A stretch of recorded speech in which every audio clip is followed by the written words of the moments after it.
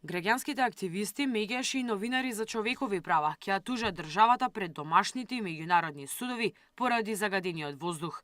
Организациите покренаа петиција за нула толеранција за аерозагадување и загрозување на животот и побараа помош од адвокат кој доброволно ќе ги застапува. Ја повика и меѓународната заедница која силно се заложила за референдумот да помогне и за почист воздух.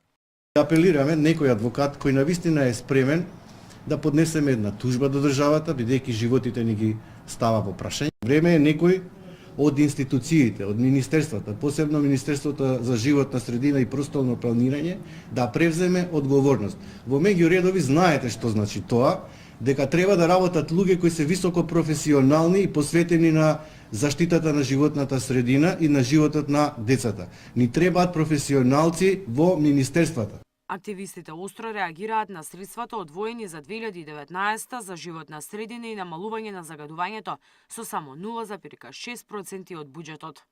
Доколку државата смета дека ова е стратешко прашање, сметаме дека државата треба да го зголеми буџетот за предвидените мерки и да превземе итни мерки додека да почнат да се реализираат среднорочните и краткорочните мерки за намалување на аерозагадувањето.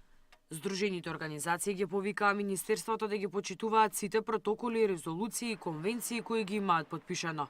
Побараа бесплатен јавен превоз за наредните 3 месеци, да се зголеми бројот на инспектори кои ќе вршат надзор, а за да имаат работа ги повикаа граѓаните да пријавуваат загадувач.